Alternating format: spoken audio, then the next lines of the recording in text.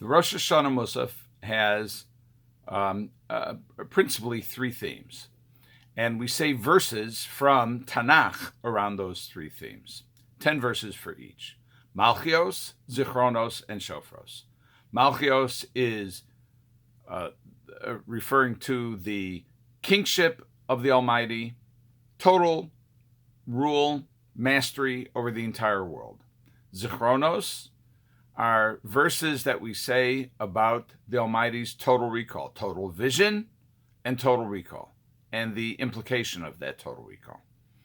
And third is Shofros, where we refer to, cite verses that discuss or describe various places of the sounding of the shofar and various imports of the sounding of the shofar. The phrase that leads up to the final bracha on the section that discusses shofars reads as follows. Ki atah shomea kol shofar, because you hear the sound of the shofar, uma'azin teruah, and you listen to the teruah. We'll talk about what a teruah is in a minute. Ve'ein domalach, and there is none like you. So what's the difference between kol shofar and the teruah?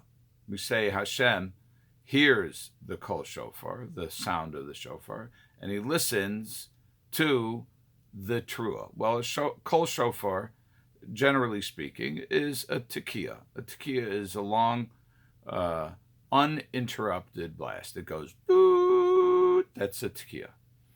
And the teruah is the interrupted blast. Now that there's a difference of opinion whether it's just a series of stutters. It depends on the kind of cry, whether it's the teruah is the simple staccato or whether it has some longer sounds that we call a shvarim. So the staccato would be toot toot toot toot toot, and the shvarim would be toot toot toot.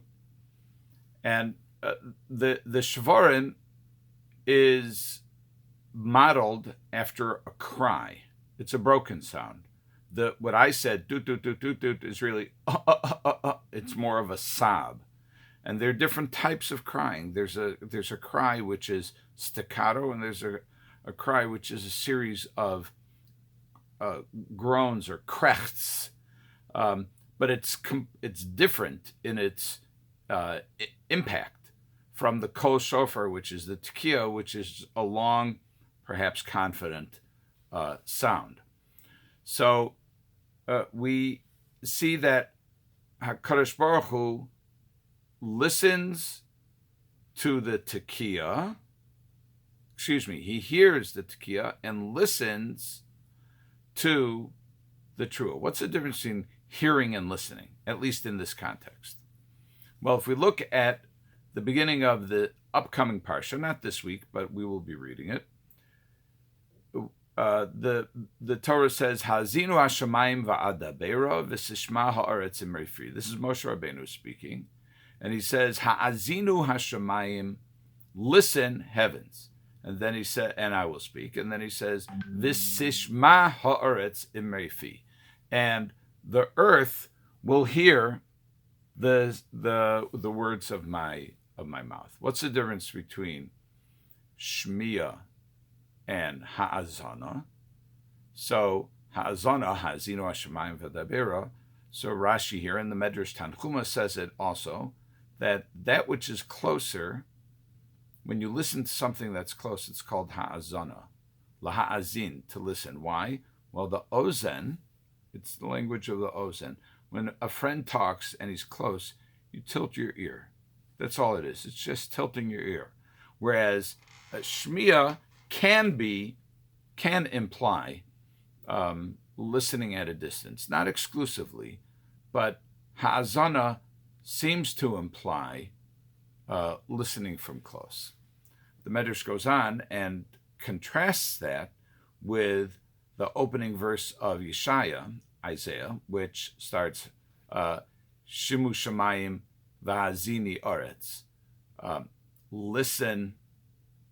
Hear heaven and listen earth. And the Medrash asks, why does Yeshaya use terms precisely in the reverse of the way Moshe did. Moshe says, Ha'azinu Hashamayim, and Yeshaya says, Shimu Shamayim. And the Medrash says, well, Moshe was closer to the heaven. Yeshaya was a great Navi, but he wasn't as great as Moshe. Moshe's ears, his head, his being was were in the heavens. So when he says, Ha'azinu Hashamayim, he says, listen, heavens, and V'sishma ha'aretz, to that which is farther, he says, and hear, O land. Whereas Yeshaya is saying, Shimu Shamayim Vazini Aretz. That the farther place is the heavens, as far as Yeshaya is concerned. The closer place is the earth. So that's how the Medrash reads the difference between Shmiya, listening from afar, and Hazana, listening close. So let's put this in context. We see that Hashem listens from afar to the Kol Shofar. He hears it from afar. He listens closely to the Teruah. Now, what's the difference between the Tekiah and the Teruah? Well, we said the Tekiah represents something which is unbroken and which is constant. You might even say confident. The Teruah represents a sob, a cry, and inconsistency. The staccato nature represents it's here and it's not here. It's here, it's not here. It's here and it's not here. And the Pri Megadim quotes the Ari, who says that the Tekiah represents the tzaddik. He's constant. The righteous man is constant. He is bang, bang, bang, does the right thing all the time. And then we have the rest of us, who we are the Teruah. Sometimes we're on our game, and sometimes we're not. To whom is HaKadosh Baruch Hu closer? Well, it's a remarkable observation of the Ari. The Ari says that HaKadosh Baruch Hu is closer to the Baalei Tshuva, to the people who struggle, to the people who aren't necessarily consistent, who so much wish that they would be consistent, but they're simply not. The one of the Farshim, and I didn't see who it was, cites a source, also from Yeshaya, Lamed Gimel Yud Gimel. The verse says, Shimu ruchokim asher osisi udu'u krovim gruasi. Hear, ye that are far off what I have done, and ye, you, that are near, acknowledge my might. So those that are far off and those that are near. Okay, who's far off and who's near? Rashi. Remarkable. Rechokim, who are those that are far off? Hama'aminim bi v'osim ritzoni min urehem. Those who believe in me and have done my will from the days of their youth. The tzadikim. Those are the ones who are far. Kerovim, that it's mentioned in the verse in Pasuk Yud Gimel, Ba'alei Tshuva sheniskarvu elai mechodosh. This is talking about Ba'alei Tshuva, about people who have been off the beaten path, or off the straight and narrow, shall we say, and have come back. The Pri Megadim says that HaKadosh Baruch Hu is different from an ordinary king or other rulers, presidents, etc., who reward constant loyalty.